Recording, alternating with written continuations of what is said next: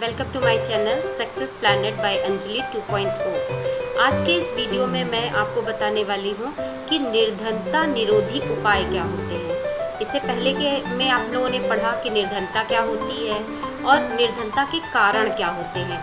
अब इस निर्धनता निरोधी उपाय का मतलब है कि निर्धनता को किस तरह से ख़त्म किया जा सकता है, तो उसके उपाय मैं आपको आज बताने वाली हूँ।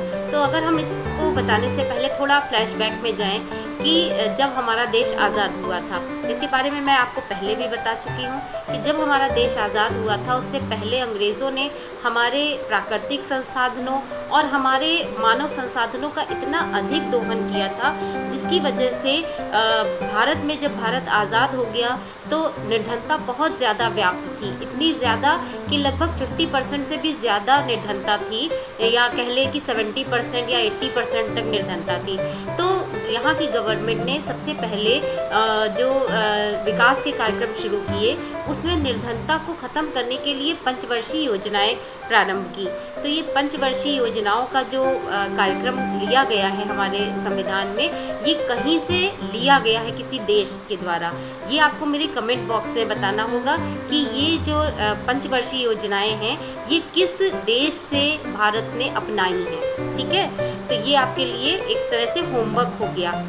अब आगे हम बात करें कि पंचवर्षीय योजनाएं जो थी वो 1951 से स्टार्ट हुई थी, लेकिन 1980 तक के दशक तक जो निर्धनता थी उसमें किसी भी तरह का कोई खास विकास देखने को नहीं मिला। मतलब लगभग 3.5% तक ही निर्धनता में असर आया, जो ना होने के जैसा था ही।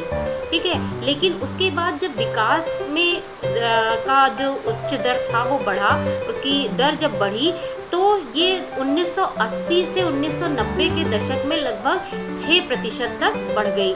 तो इससे ये आप देख सकते हैं कि जो विकास होता है उसमें जब वृद्धि होती है, यानी कि आर्थिक समृद्धि होती है, तो निर्धनता खत्म होती है या निर्धनता का उन्मूलन होता है। तो अगर हम ये कह लें कि विकास और निर्धनता का उन्मूलन एक दूसरे से घनिष्ठ रूप से जुड़े हुए हैं तो गलत नहीं होगा। अब देखिए कि विकास हुआ तो प्रति व्यक्ति आय बढ़ी।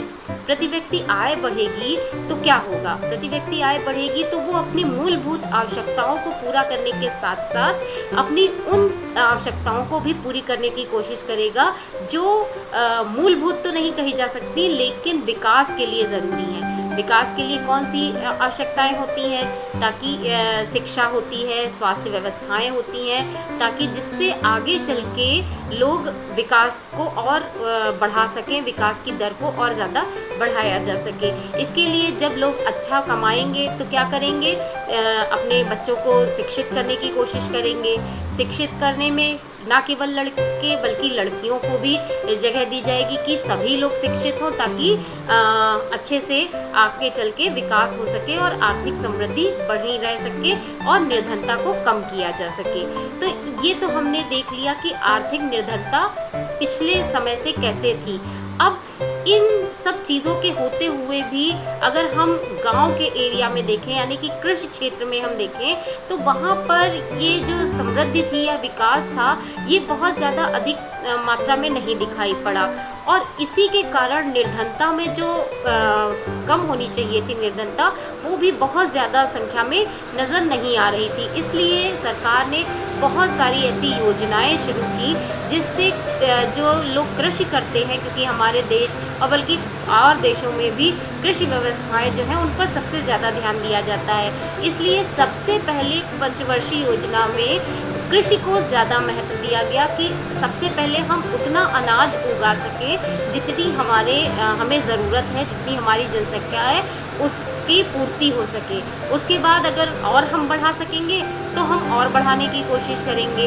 तो इसलिए पंचवर्षीय योजनाओं में ज़्यादा से ज़्यादा कृषि पर ध्यान दिया गया। उसके अलावा ऐसी योजनाएं भी बनाई गई कि न केवल कृषि बल्कि स्वरोजगार की भी वृद्धि हो सके। जैसे कि सबसे पहले 1955 में एक नई योजना चलाई गई थी जिसे ग्रामीण रोजगार सृजन कहते थे।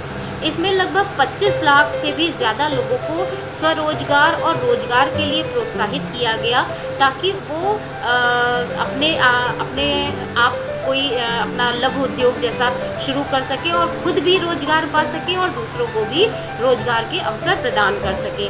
उसके बाद 1993 में प्रधानमंत्री रोजगार योजना शुरू हुई, जो शहरी और ग्रामीण दोनों ही जगहों पर थी।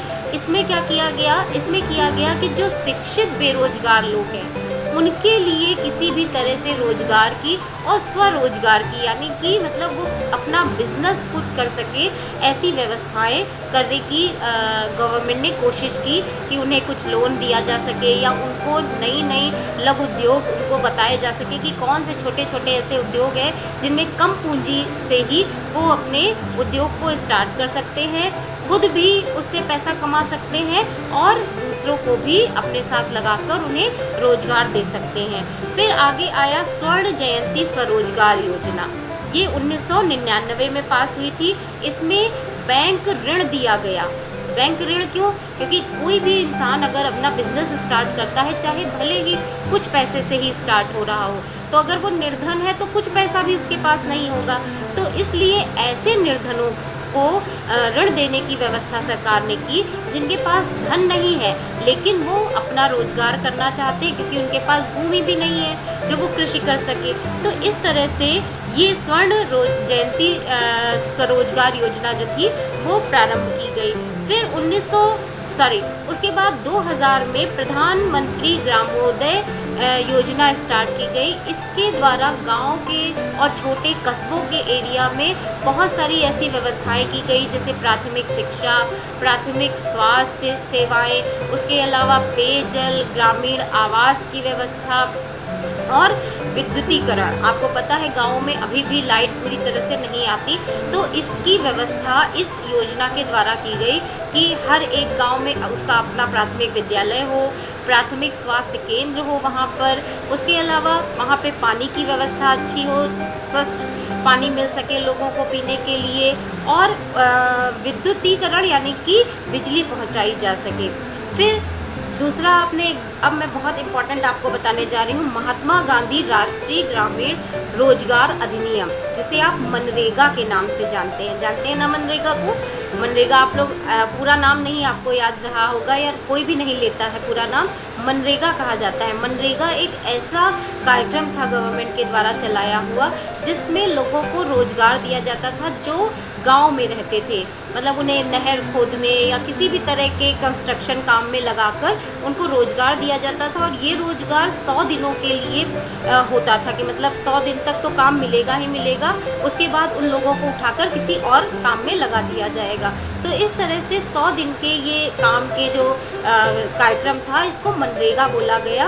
और इसका उद्देश्य सतत विकास करना था कि मतलब जो लोग बेरोजगार हैं उनको पहले 100 दिन तक रोजगार मिला, फिर थोड़ा टाइम बीतने के बाद फिर उनके लिए रोजगार की व्यवस्थाएं की गई, जिससे लोगों का जो विकास है वो एक सतत यानी कि एक कॉन्टिन्यूअसली चलता रहे और होता रहे। जिसमें से लगभग 1/3 रोजगार की जो व्यवस्था थी उनमें महिलाओं को आरक्षित किया गया कि मतलब अगर 100 लोगों को रखा जा रहा है तो उसमें से लगभग 30%, 33% महिलाएं रखी जाएंगी और बाकी 66-67% पुरुष रखे जाएंगे। तो ये आरक्षित कर दिया गया था मनरेगा में। उसके अलावा राष्ट्रीय रोजगार गारंटी कोष और राज्य रोजगार गारंटी कोष, ये भी कुछ ऐसी कार्यक्रम थे जिसमें गारंटी दी गई कि लोगों को रोजगार दिया ही जाएगा, और अगर व्यवस्था नहीं होती है रोजगार की तो उन्हें बेरोजगारी भत्ता दिया जाएगा, ताकि जो निर्धन लोग हैं उनको किसी न किसी तरह से फ़ायदा पहुंच सके कि या तो उन्हें रोजगार दिलाया जाए, और नहीं रोजगार अगर मिलने की संभावना बन रही है तो उन्हें बेरोजगारी भत्ता देकर उनकी किसी न किसी तरह से मदद की जाए। इसके अलावा राष्ट्रीय काम के बदले अनाज, इस तरह की भी योजनाएं चली कि मतलब अगर काम नहीं है तो काम के बदले अनाज दिया जाए, जैसे बेरोजगारी भत्ता उसी तरह से अनाज दिया जाता था। तो ये सारे कार्यक्रम सरकार ने चलाए जिससे निर्धनता निरोधी उपाय किए जा सकते हैं, यानी कि निर्धनता को कम किया जा सके। इसी के चलते आप लोग देख रहे होंगे कि 1990 से लेकर 2015 तक के आंकड़ों में काफ़ी गिरावट आई और लगभग अब निर्धनता का जो प्रतिशत है वो लगभग 22% आपको मिलता है। और इससे और ज़्यादा बढ़ाने के लिए कोशिश की जा रही है कि क्या किया जाए कि कि शिक्षा की बेहतर व्यवस्थाएं की जाएं, स्वास्थ्य की के लिए बेहतर व्यवस्थाएं की जाएं, तकनीकी शिक्षा की व्यवस्था की जाए और भी ऐसे प्रयास किए जाएं जिससे निर्धनता को दूर किया जा सके। तो ये मैंने आप लोगों को निर्धनता निरोधी कुछ उपाय बता दिए। आई थिंक आपको समझ में आ गए होंगे।